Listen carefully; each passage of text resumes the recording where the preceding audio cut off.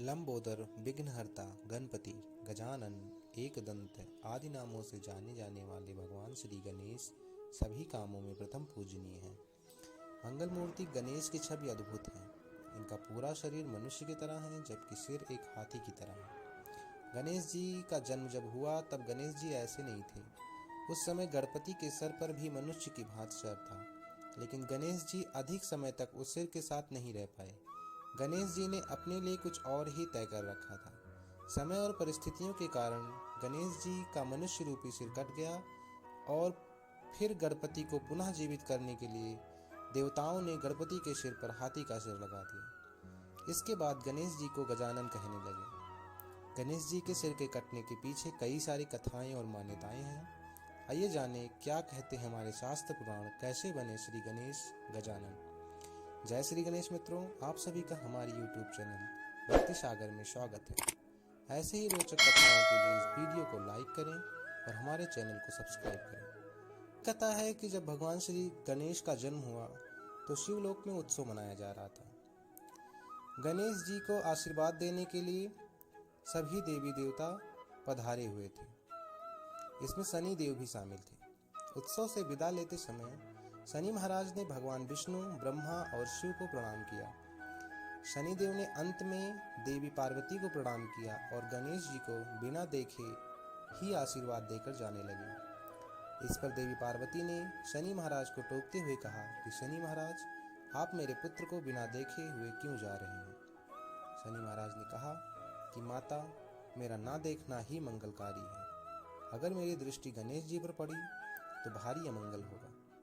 देवी पार्वती ने शनि महाराज को ताना मारते हुए कहा, पुत्र के जन्म से प्रसन्न नहीं है, इसलिए बहाने बना रहे हैं। मेरी आज्ञा है कि आप मेरे पुत्र को देखो, कुछ भी अमंगल नहीं होगा।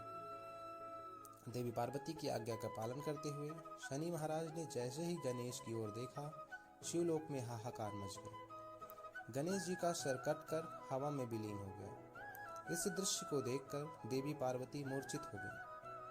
ऐसी स्थिति में भगवान विष्णु ने एक हथनी के नवजात बच्चे का सिर काटकर गणेश जी के धड़ से जोड़ दिया और गणेश जी गजानन कहलाए।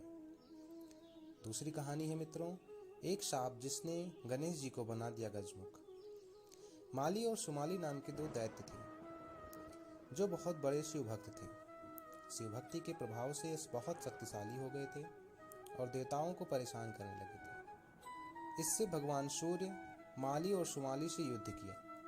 भगवान शिव को जब पता चला कि सूर्य उनके भक्तों को मारने में तुले हैं तो क्रोधित हो उठे और त्रिशूल से सूर्य पर प्रहार कर दिया। सूर्यदेव इससे अचेत होकर गिर पड़े। सूर्यदेव के पिता कश्यप ऋषि ने जब देखा कि भगवान शिव ने अपने त्रिशूल से उनके पुत्र को मृत्यु के करीब पहुंचा दिया है तो क्रोधित होकर शिव जी को श्राप दे दिया। कश्यप ने कहा कि जिस प्रकार आप मेरे पुत्र को मृत्यु के करीब पहुंचा दिए हैं, उसी प्रकार आपको भी अपने पुत्र की दुर्दशा देखनी पड़ेगी। इस शाप के कारण गणेश जी का सिर कटा और उनको पुनः जीवित करने के लिए भगवान शिव ने उनको गजमुख का रूप दिया। एक कथा यह भी है कि एक समय भगवान शिव कैलाश से कहीं दूर गए थे।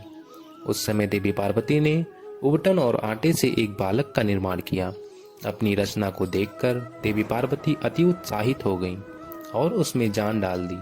देवी पार्वती ने उस बालक से बोला कि तुम मेरे पुत्र हो और तुम गणेश के नाम से जाने जाओगे। गणेश जी बहुत ही तेजस्वी और अपनी माता के बहुत ही आज्ञाकारी थे। एक दिन देवी पार्वती ने उस बालक से बोला कि मैं स्नान करने जा रही हूँ और जब तक मैं स्नान करके नहीं आती हूँ तब तक तुम द्वार पर बैठकर पहरा दो। इस बीच अगर कोई भी आए तो उसे अंदर मत आने देना।